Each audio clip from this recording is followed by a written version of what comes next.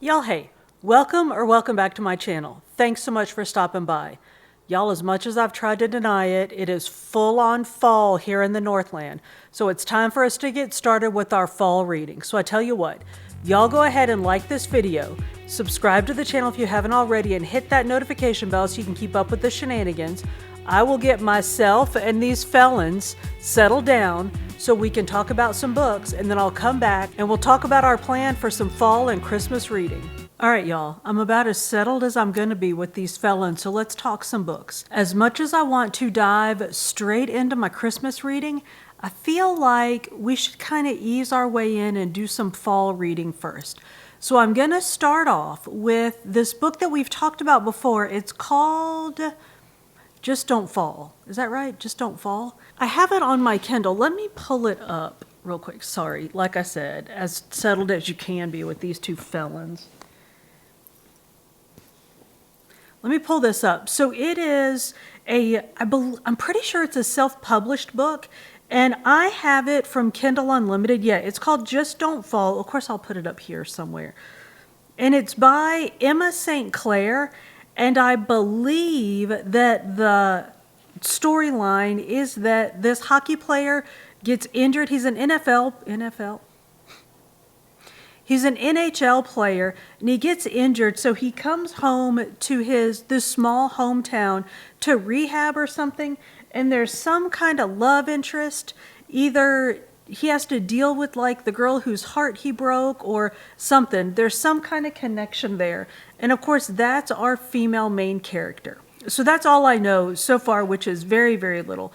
So let me get started reading, and I will come back and let y'all know what I know when I know something.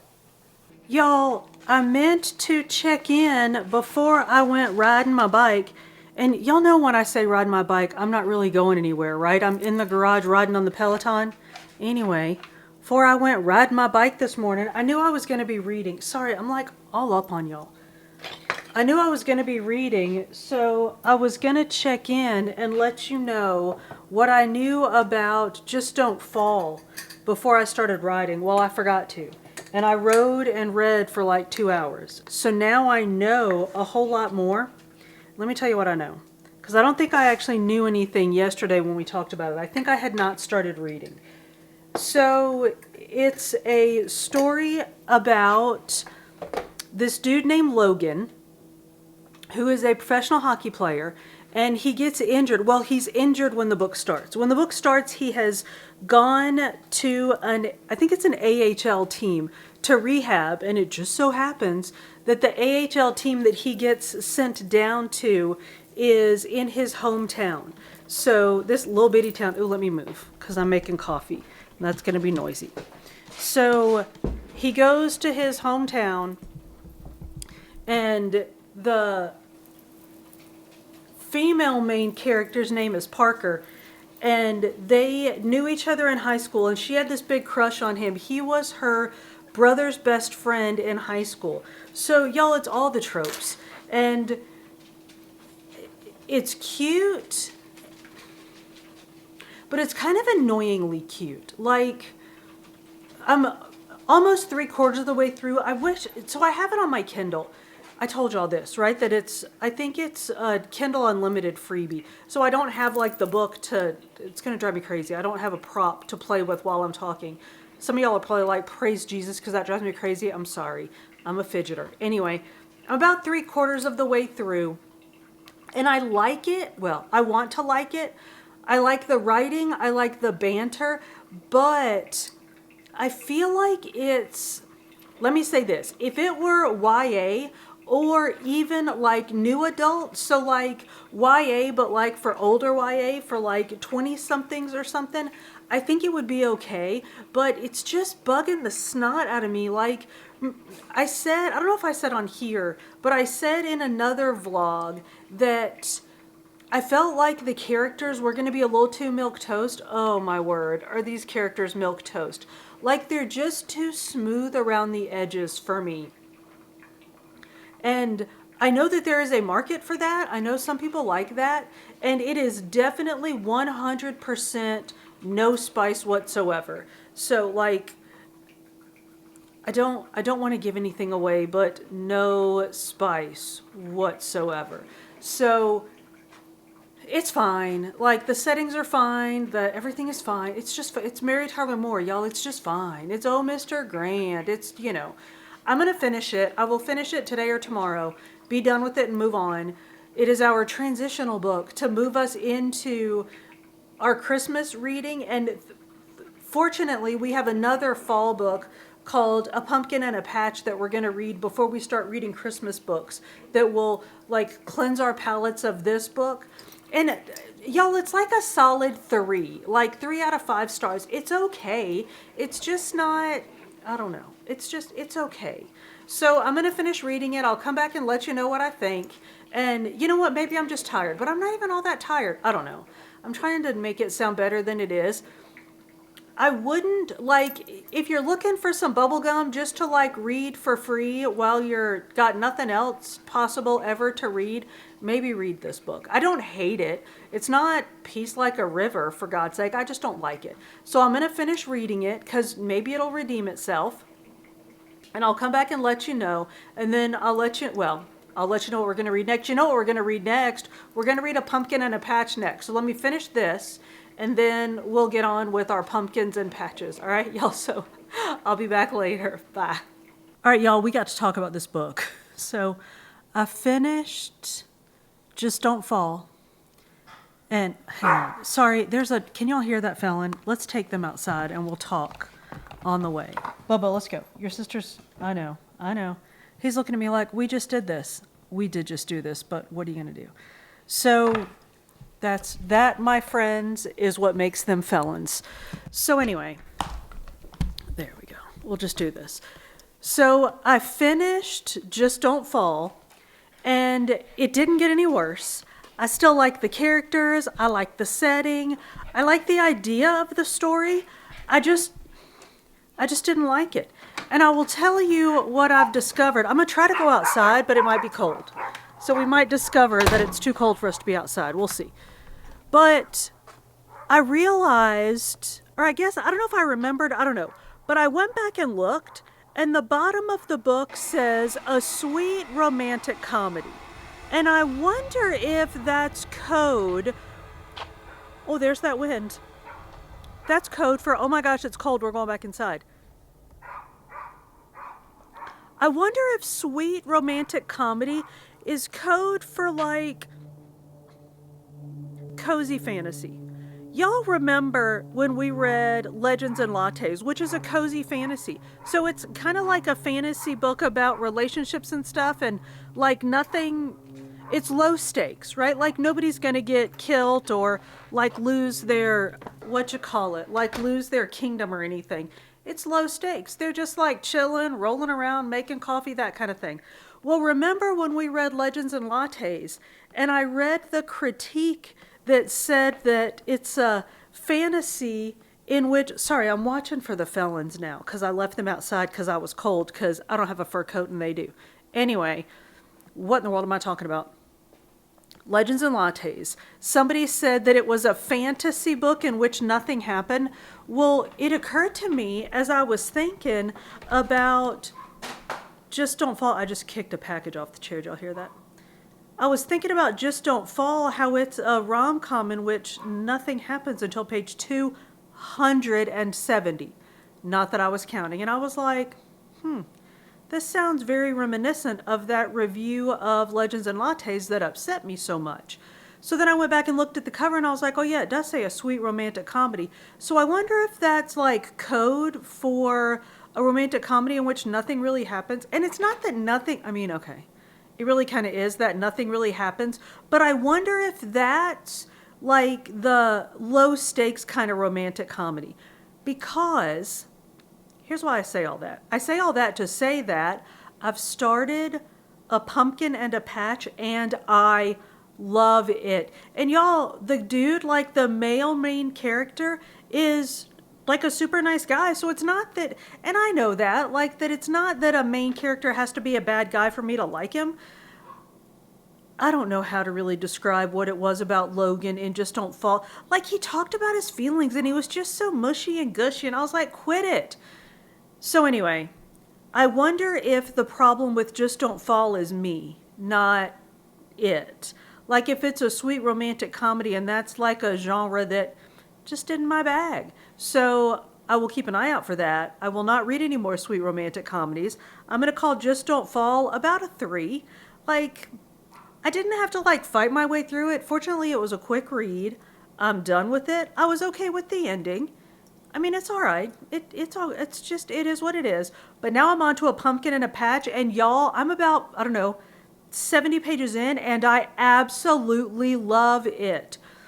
So I think I told you that our female main character wrote this story in high school, and it got published. Well, what happened was her brother found it, read it over the PA, and then it got like disseminated amongst the people in the school. And it was this like trashy romance about a pirate who happened to be our male main character. And he was a kid in their high school and she didn't know him, but wrote this like saucy story about him. And so now she has to deal with him in her grown-up real life. It is so good. It is so witty. I love the banter. I love the characters. It's a romantic comedy. It's still like, I mean, it's a little like soft and happy. I mean, not everything happy. Like there are some bad things that are happening. It's a little soft, but I am loving it. So can y'all hear the felons? Now I left them outside and they're mad. So let me get the felons. Let me get them inside. We're going to sit on the couch and read for a while. And I'll come back and let y'all know. I might even finish it before I come back and let you know anything else, because I'm not going to let you know a whole lot about it because I don't want to give anything away. But I told you, and our male main character has an eye patch, hence a pumpkin and a patch. Y'all, I'm embarrassed at how long it took me to figure that out. I was like, why is it called a pumpkin and a patch? What is that even about? Like a pumpkin patch, I get that. What is it? He has an eye patch, you dodo. So anyway, I'm enjoying it very much. I like the setting, I like the characters, I like the banter, I like the interaction between the main characters. So far, there are no weird tropes. I mean, it's smallish town. It's not even really small town. It's, I was going to say Little Rock. It's not Little Rock, Arkansas. It's Carson City, Nevada. So yeah, that is not a small town. Anyway, let me go. Let me get back to reading, and I'll come back and either check in if I have something to check in about, or I'll let you know at the end what I think, because it's not a very long read.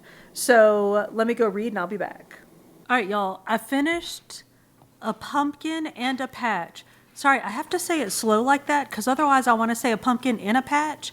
And as we discussed, it's Anna Patch on account of Pirate Reese's eye patch. Anyway, it was very cute. It was a little... Okay, so I enjoyed it a lot. As I said, I liked the characters, I liked the setting, I liked the banter, I liked all the things. The banter or the conversation to me was slightly tortured when, and yes, it is possible to be slightly tortured, I think, when it came to conversations and like descriptions and stuff around romance.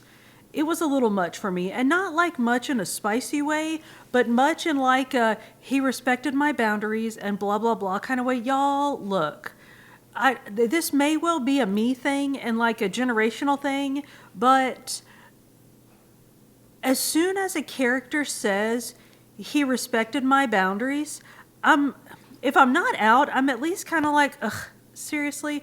Like, if characters are doing things where one of them is respecting the boundaries of the other characters, I can recognize that. Like, show me, don't tell me.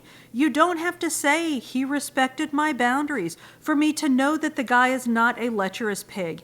And it just occurred to me in this book, actually, that it aggravates the teetotal snot out of me when authors do that. And that's one of those things. And y'all, I might actually have PTSD from tomorrow and tomorrow and tomorrow, because remember, in tomorrow and tomorrow and tomorrow, she kept like shoving in these social justice warrior things. At least I felt she did in that book, like where they didn't need to be and they didn't belong. And I feel like saying he respected my boundaries is one of those things. Like a guy should, well, no, let me take that back. People should respect each other's boundaries. And if they're doing that, we as a reader can recognize that. You ain't got to tell me. So, I don't know. It often comes across to me as overblown and annoying when an author does that. And there isn't much of that in A Pumpkin and a Patch.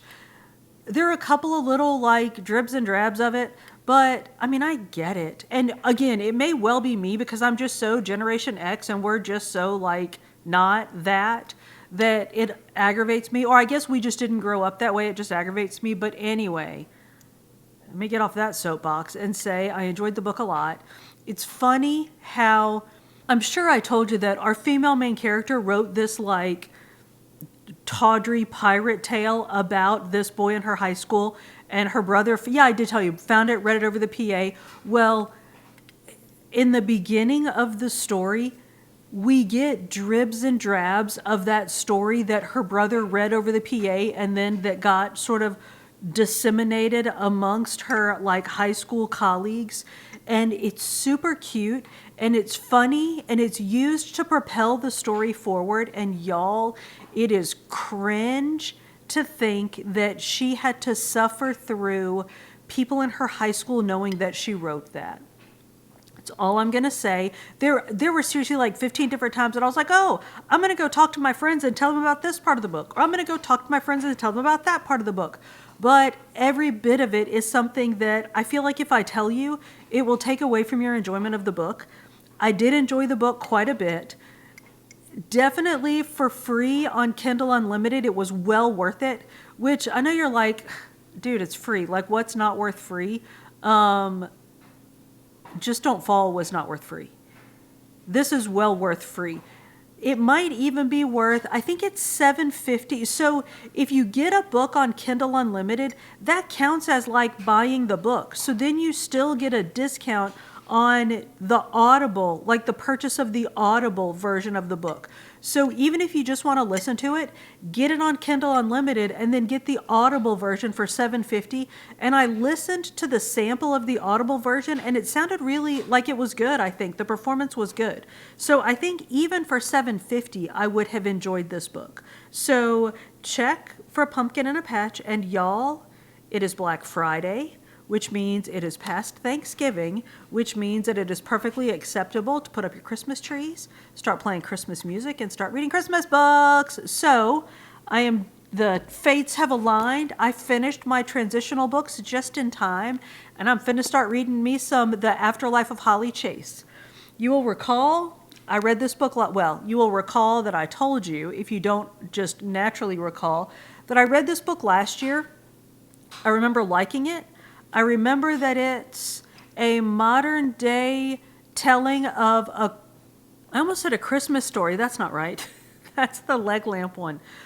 A Christmas Carol. Did I call it a Christmas story before? I don't know what I called it before, but A Christmas Carol. It is a modern day retelling of A Christmas Carol, which is the one about Scrooge and the ghosts of Christmas, past, present, and future, the three ghosts. So let me get off here. Let me start reading. I'm super stoked because, like I said, I remembered liking it, but I don't remember a whole lot about it because I read it really quickly before, and now I have some actual time to sit and read. So I'm going to read me some Holly Chase. So let me get started on this. Happy Good Friday, everyone. I will be back and let you know what I know when I know something. All right, y'all, I'm about to sit down, eat some lunch, and read some Holly Chase, so I thought I would check in and let you know how it's going.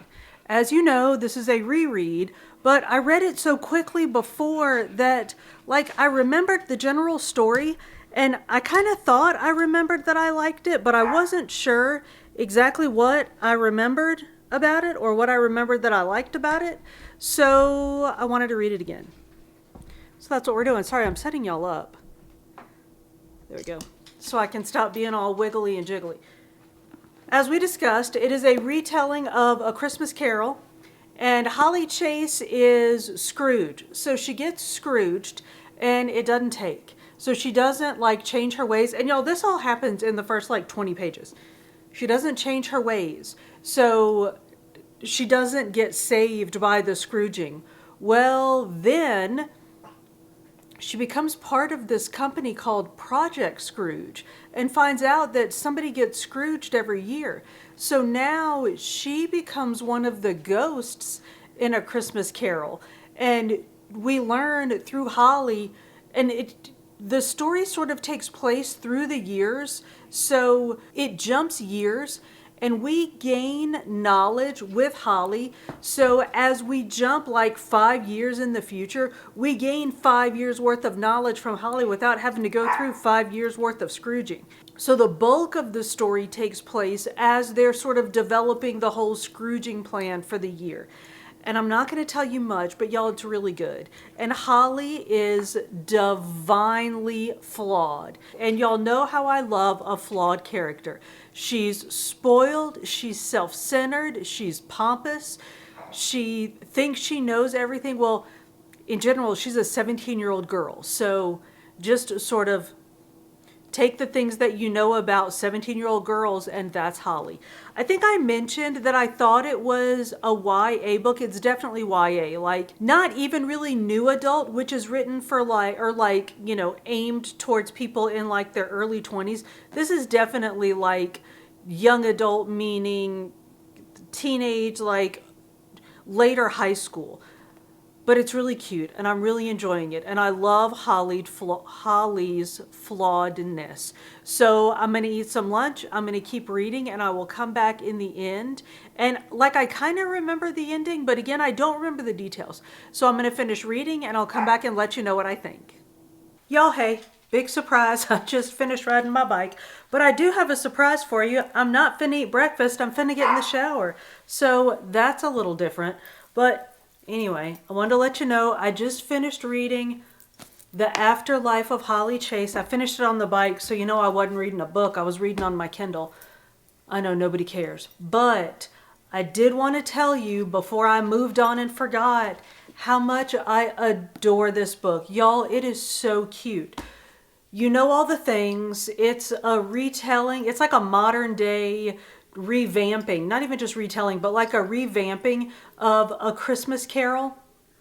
Holly works for a company called the Project Scrooge, and they find a new Scrooge every year. And I told you all that already, but I don't think I told you that they go through the Scrooge's life, like the new Scrooge's life every year, and they try to find people and elements in the new Scrooge's life to fit into the Christmas Carol story. So like to sort of mimic the life of Ebenezer Scrooge from Christmas Carol. So it's cute how they work all of those details from A Christmas Carol into The Afterlife of Holly Chase. Y'all, it's just really cute, really well done. Again, very YA, but it was fun. It was a quick read. And so now that's done, and I'm gonna move on to The Christmas Fix by Lucy Score. And y'all, I should have asked you before I got into this what I need to know about Lucy Score, because I have this book. I have what is the Things We Forgot or Things We Never Forget, or something about forgetting things or leaving things behind or something. I have a couple of those books. And then I have that yellow book that we bought about the neighbor upstairs, something about a dead neighbor upstairs or something. Those are all Lucy Score books, and I have not read word one of sentence one of any of those books. So now I'm like, if there's something I need to know about her books, tell me. It's a bit late for that because we're about to start reading this. So I'm going to start The Christmas Fix, and I will come back in a bit and let y'all, I'll come back and let y'all know this, but I don't know what made me think of this while I was on the bike, but y'all, in my end of year book tag video, I don't know what I'm doing with this hair, I'm sorry. In my end of year book tag video, there was the question about the book that might become your, like, surprise you and become your favorite or some business. And I said The It Girl, because that's the book I was looking at, and I did really like that book, but it occurred to me like a bolt from the blue when I was on the bike. What was I thinking, y'all? Ninth House. I loved Ninth House. I know that's not what we're talking about at all. It has nothing to do with nothing, but I was like, oh my word, if I leave this out in the ether that I liked The It Girl more than Ninth House, Alex Stein and like her secret society, Skull and Bones friends are going to come and like eat my heart or make my hair fall out or something. So let me go on record as saying, if I were to pick a favorite book from last year or like a book that's ain't nothing going to be my new favorite over Beartown. We all know this, but Ninth House would be my new favorite from last year, not It Girl, which the It Girl was good, but not Ninth House good. So, all right. Now I'm going to go wash my fur and then do some work and some boring stuff, but then start reading the Christmas Fix. So I'll come back and let y'all know what we know about this when we know something. Y'all, I got to tell you what happened. So I started reading the Christmas Fix, like I said I was gonna, and I thought next time we spoke, I was going to come back and tell you about this book and what's happening and how much we love it. Well, I started reading. And the folks were talking about, well, let me say this first. I thought I knew that the book was about some like fix-it show that goes to some little town and fixes a house. And I thought it was going to be just all like feel-good Christmas, fix somebody's house gets blown down and they fix it, whatever. Santa comes, blah, blah, everybody's happy. Well, so I start reading. And I feel like, you know how if you hang out with a group of friends and they've been friends forever and like you just started hanging out with them and like they're not making inside jokes, but they refer to stuff and you don't know what they're talking about? So I'm getting that feeling off this book. And it reminded me of, y'all remember last year when I started reading the Moose Springs, Alaska books, and I started on book 2 accidentally, and they're talking about this moose that like had to move, that lived in town and had to move out of town. And I was like, why don't I know this moose? Well, because you started on book 2, you ding dong. So I'm like kind of getting this vibe off this book. So I go and look. Book 2. Y'all, seriously, okay. So I didn't look before to see if it was a book 2 or any of the books that we're reading for Christmas are book 2s, because who would make a Christmas book 2 in a series? That's not fair. Now, maybe it's a standalone, I don't know, but they start off talking about how the house they're going to fix is one in a town where they like already fixed a house, or it's a house they've already fixed or some crap. So anyway, I was like 3 pages in, maybe like 5 pages in, and I was really liking look at Bo's like, why are you so upset? Can you see this little face? He's like, why is your voice in that octave? Why are you so upset? I know, y'all, I know. There are actual, like, real things going on in the world, and people are, like, having real struggles. And of, like, the 99 problems that people have, this is none of them. I know. But anyway, I was really kind of enjoying it. So I went back and ordered book 1. So, y'all, I'm about to violate our plan of just reading Christmas books. And we're going to back up and read book 1 in this series. And it is called Mr. Fixer-Upper. So Mr. Fixer-Upper then takes us to the Christmas Fix. So I know nothing about this one except I assume, look at, this is a horrible color on me. We know that. I will not be reading from this book on film anymore. On film. How old am I? Anyway, I will not be holding this book by my face on video anymore. I believe it's about, well, I know that it's about a fix-it show. So I think this is going to introduce us to all the characters in the show and all that. So this is going to make this video 100 years long. So let me get off here. Let me read this book and I'll come back and let you know. But I think we're really going to like it because, I mean, I only read 5 pages, but I enjoyed the 5 pages that I read so far. So let me go read and I will come back and I'll probably check in about halfway through this book and let you know what I think, unless it's awful, and then we'll just boycott the whole thing and do something else, all right? Y'all, I'm so upset. So I'll come back later and let you know how it's going. All right, y'all, we only have a minute because the intern has been out of town and he's almost home. So that means the furry felons are about to lose their minds when they hear him pull in. But I wanted to check in and let y'all know how we're doing with, what are we even reading? With Mr. Fixer-Upper. So I told him, you know what? I don't think I told you anything because I don't think I knew anything. So it's the first book, and I think it's like the Mr. Fixer-Upper series. And it's about, we did know that it was, well, we thought we knew it was about a fixer-upper show. I'm not holding this close to, okay, I'm holding it close to my head. Y'all ignore my complexion, please. Yellow is not my color. But anyway, so I think we knew that it was about a show where they fix houses, one of those reality TV shows. So the show is called Kings of Construction, and it's about Gannon and Kat King, who are brother and sister, and he's the construction guy and she's like the inside the house, like fixing up person. So they remodel houses. And the book is about their show. And the production, like the main, not production assistant, but like the main production person on the show is Paige. And y'all, the sexual tension between Paige and Gannon, I can't even. So I wanted to check in. Hang on. We've learned our lesson about trying to shoot video by the light of the fridge. But anyway, I wanted to check in and let y'all know what we think about the book before we get too far into it, because it's really good. And I think we're really, really going to like it. And y'all know how awful I am and how I cannot be trusted not to tell things that I shouldn't ought to be telling. So there is thick sexual tension between Gannon and Paige. And it's like because they work together, they're both like, oh no, we're not gonna. So you know they're gonna. So there's that like, we can't but we're gonna thing.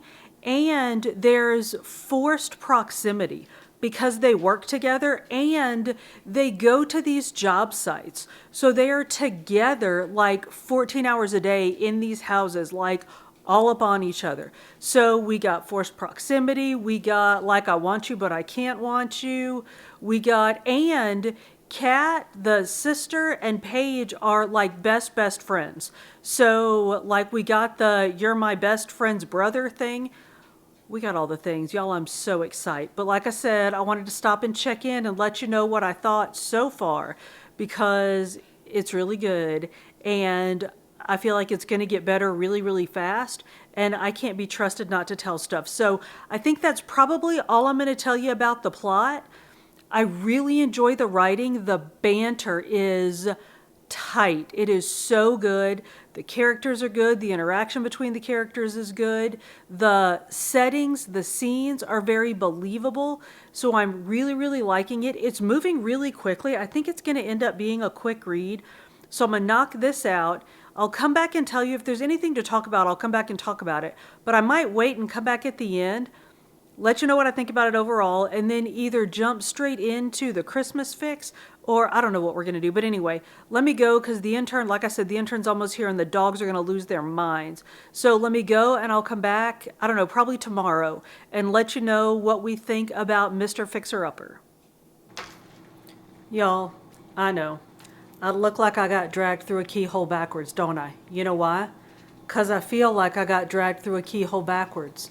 Because the last 100, I know this doesn't help this at all, does it? The last 100 pages of this book are so good, y'all. I couldn't stop reading last night. So I stayed up entirely too late going 5 more pages, one more chapter, one more chapter. I one more chaptered myself to death, stayed up entirely too late, still had to get up early this morning and teach classes, but I finished Mr. Fixer-Upper, and y'all, it is so good. It's all the things that I told you it was, and a little more. Lucy Score might be my new Emily Henry. Well, I mean, Emily Henry is still my Emily Henry, but I really, really liked it. I loved the writing, loved the characters, loved the banter. Now, we got to have a little chat about the spice in this book. There's some spice. Not like closed door, you know what's going on in there, but you don't see it. No, there's some spice. Now, it's not like graphic, but there's some sex scenes, y'all. So if you're averse to sex scenes in books, this is not the one. And I think probably Lucy Score, y'all let me know. I assume based on how this is written and the fact that it's just so like, she's so laissez-faire about stripping her characters down and slamming them together, that I assume that's just how she writes, which is fine. You see it coming, and nothing else happens during the sex scenes, so at least in this book. Like, there's no plot development, like there's no, conversation. All there's doing is, sexing. So if you want to read this book and you don't want to read the spicy bits, you can absolutely skip them and not like miss any plot stuff. I mean, I read them, not gonna lie, but this is like the way outer edge of my comfort zone when it comes to spice, if you know what I'm saying. But it's still really good, and I still really enjoyed it, and I still really like her. And now I feel like I need to read some more of her stuff and see, you know, what the spice level is. So anyway, I am not gonna jump straight into the Christmas fix. Is that what the holiday fix? Whatever it's called, the red one. The Christmas fix, the holiday, whatever. Because one, I need a little break, and yeah, but really that's why I need a little palate cleanser.